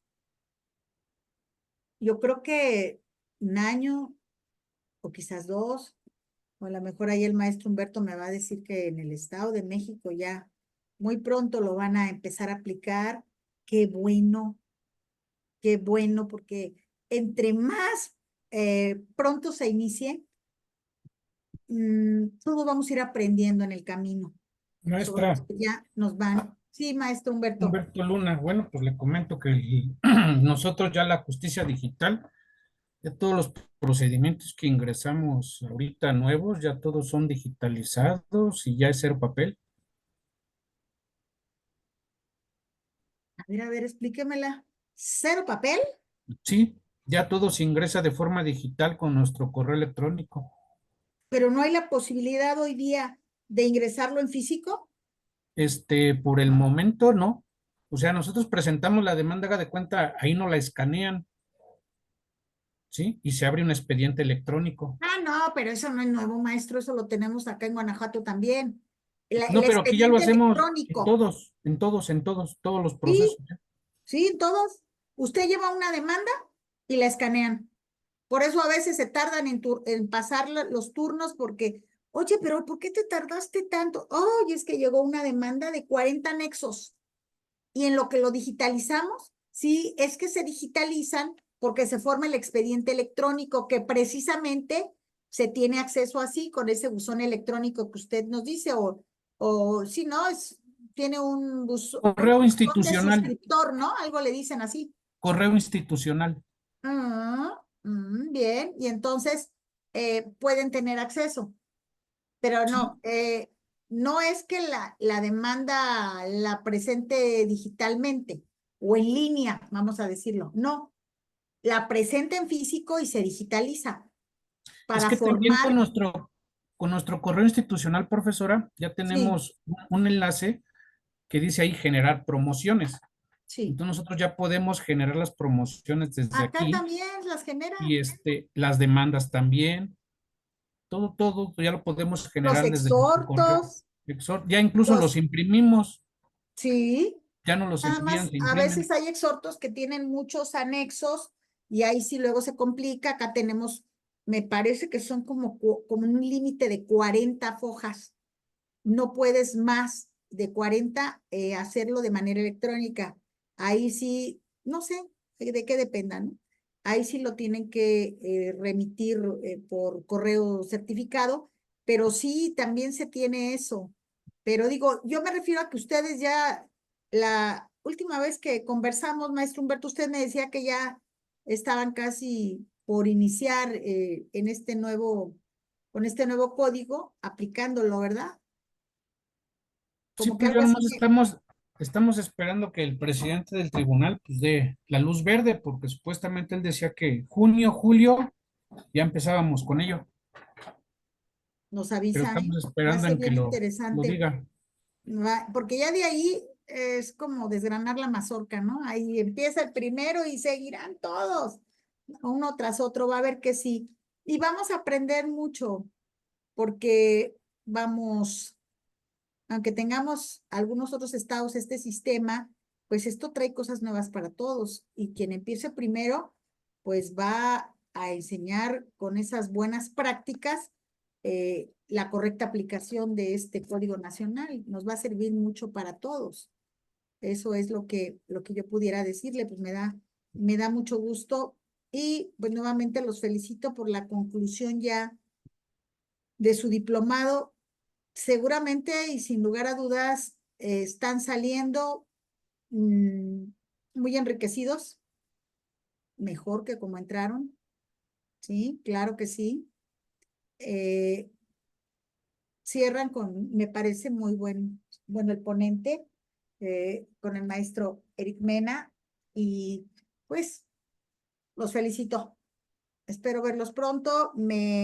Ya pasé el examen. Es sencillo, 5 preguntas. Una ya tienen la respuesta. Faltan otras 4 que son sencillas, muy sencillas. Y bueno, pues si no hay ninguna otra indicación por parte de la escuela, yo me estoy despidiendo, agradeciéndoles como siempre la atención que han prestado, su interés, la retroalimentación que todos hemos recibido, porque todos tenemos algo que enseñar y mucho que aprender, todos. Y bueno, pues para la escuela mi agradecimiento. Y pues con esto terminamos la sesión de hoy. ¿Sí? Gracias, maestra. Que Gracias. tengan, Vamos. sí, Perdón. sí, déjame quitar esto porque ni los veo por estar yo. Ay, Félix Navas Solís, mire, Rubí Guzmán, a ver, maestro Félix, perdone, hasta que ya quitó esto y la maestra Rubí, ¿quién será primero? ¿La dama o el caballero? A ver, dígame. En igualdad de circunstancias, ¿quién abra primero su micrófono? Maestra, yo creo que Maestra, lo abrí, puse la manita por error, disculpe. No, pero fue por aprovechamos y error, nos saludamos. disculpe. Sí, maestra Rubí. Y gracias. ¿Tenía algo? Adelante, maestra Rubí. No, fue accidentalmente que puse la manita. Ah, bien, Ándale, bien. pues. Bueno, Bien, pues pues me dio un gusto estar con ustedes como siempre. Yo muchas gracias, Yo maestra. tengo mi agradecimiento muy especial para el Poder Judicial del Estado de Guerrero. Yo les tengo, créanmelo, y lo digo siempre, mucho cariño. ¿Sí? Espero verlos pronto y bueno, pues con todo a darle para tener todos los conocimientos que ocupamos con este Código Nacional que viene lleno de retos, pero que seguramente vamos a lograrlos. Bonita noche para todos y Gracias, maestra. nuevamente, muchísimas gracias. Gracias, maestra. Vamos a pedirle Gracias, al maestra. licenciado Bonita Alejandro. noche. Perdón, antes de que nos retiremos, vamos a pedirle al licenciado Alejandro Alarcón nos haga el favor de proyectar el reconocimiento, Ay, gracias. por favor. Aunque luego me lo mandan, ¿verdad? Sí, Los tengo sí, todos, les agradezco tanto, ¿eh? con mucho gusto lo hacemos, con mucho cariño. El Tribunal Superior de Justicia de Guerrero y el Consejo de la Judicatura, el Poder Judicial del Estado de Guerrero otorga el presente reconocimiento a la maestra Marta Georgina Robledo Asensio por su destacada participación como catedrática en el diplomado en Derecho Civil y Familiar acorde al Código Nacional de Procedimientos Civiles y Familiares, disertando el módulo Recursos, los días 10 y 11 de junio del 2024. Chilpancingo de los Bravo Guerrero, y el documento está asignado por el maestro Raimundo Casarrubias Vázquez, magistrado presidente del Tribunal Superior de Justicia y del Consejo de la Judicatura del Estado de Guerrero, quien le manda un afectuoso y cordial saludo, maestra, así como Igualmente, parte mía. el doctor Víctor Manuel Nava Casarrubias también le envían un cordial saludo, y la maestra Lilia Nava Gregorio. Y nuestra gratitud eterna hacia usted, maestra. No, la gratitud infinita es hacia mí, ¿verdad? Por esta consideración que hacen hacia mi persona. ¿Sí? Muchas gracias. Muy agradecida y nos vemos pronto por allá. ¿Sí? Gracias. Con la Pasen bendición bonita noche. Por favor, antes de terminar, ¿podrían Ah. encender todas sus cámaras para poder hacer la unas foto, capturas de la pantalla, foto. por favor?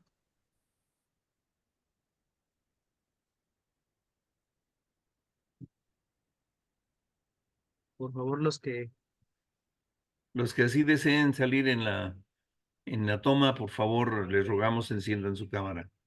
Gracias, maestro. Y si quieren bajar sus manitas para que no piensen que la maestra no respondía a las preguntas. Ahí está la maestra Rubí y el maestro Félix. No puedo quitarla. Ay, no se preocupe, no se preocupe. Así A la pasa. cuenta de 3 va la primera toma. Bien. 1, 2, 3.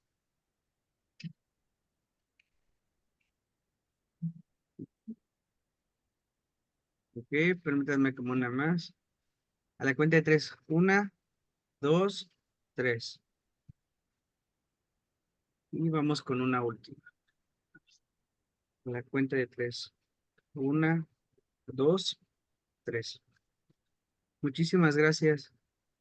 Gracias a ustedes, que tengan una bonita noche. Gracias, buenas Gracias, noches. maestra. Nos vemos Gracias, dentro de 8 maestra. días.